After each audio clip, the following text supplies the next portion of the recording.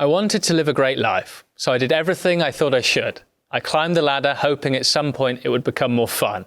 And after years of hard work and promotions, I was leading EMEA for a global consultancy, had a P&L worth tens of millions and cool clients like Google and Meta. Yet I still couldn't help but wonder, is this really it? I was up at 5 a.m, would stuff down my breakfast and run to the gym for a half-assed workout because I was bloody knackered. Work was non-stop, and then I'd rush home for dinner with my partner, and she certainly wasn't getting the best of me. The thing was, I didn't hate it. There were parts of that job that I loved. There was a lot of that life that I loved. Living in a beautiful London apartment overlooking the Thames, travelling all over the world for work, I had a cool job, a great salary, and was able to go on exotic holidays. It felt significant. But even then, despite the toll on my physical and mental health, it felt like I had to keep working a little harder, commit to those hours, make more money. To get what you want, you have to sacrifice, right? I actually believed this, and I think a lot of people still do. Give up the things that you love to get what you supposedly really want. It doesn't make any bloody sense, but we still do it. But I knew there was something more. This nagging feeling that I could be doing something more meaningful, more impactful. And so I wondered, is this really it? Have I reached my Everest but been left stranded? I wish I could say I immediately left it all behind, but the truth is rarely that straightforward. There was probably about 2 years where I thought, do I really want to be doing this? Should I wait until the next bonus? It's only 6 months. Surely I should wait just 6 months. And so I did.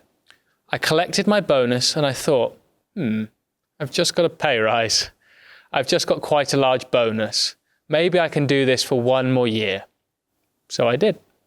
And 1 year later, I was still there collecting that bonus again, before it struck me. If I'm not going to do this for the next 5 years, then why would I do this for another day? So I handed in my notice and stepped into my new life. Or so I thought. We were spending some time in Sri Lanka, and with my newfound freedom, I immediately jumped into mapping out a multi-million-pound business plan for a business I didn't even want. I had the skills, the aptitude, but certainly not the desire. But I thought on the other side of that, then I could be happy. Then I could do what I really wanted. But why not start doing what I want now?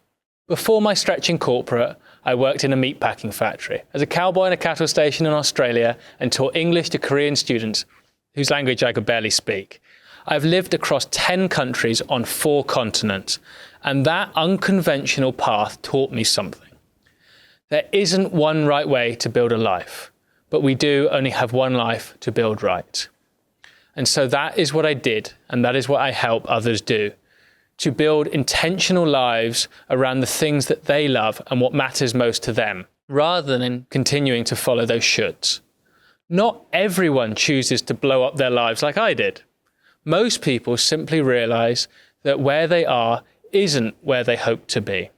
The startup founder whose marriage drifted for far too long and didn't want to look back and realize it was all avoidable. The dentist who thought she needed to sell and escape to Bali, but with some guidance found the sense of safety she needed within. Or the sales VP who was already doing well but wanted to play at an even bigger level. I'm not here to tell you to do more, be more, try harder, because for God's sake, most people are already doing a damn sight more than they probably need to do. I know I certainly was. And as a result of that, my skin was inflamed, I had constant gut issues, and my brain was frazzled. And therefore, I often start by telling people they need to do less. And they get terrified. Because we've been conditioned to believe the idea that we need to push a little bit harder, that we need to try a little bit more. And what I actually say is you need to be a little bit more intentional. Perhaps that means intentionally getting rid of some things, some meetings, some thoughts, some habits, whatever it might be. And from that space, you have the opportunity to interrogate what you really want, the stories that have been running your life without you even realizing it. Just like I was still running from that story when I built that business plan. a story I didn't need to be running from. When I removed that story and others, I could step into the life that I wanted and help others do the same.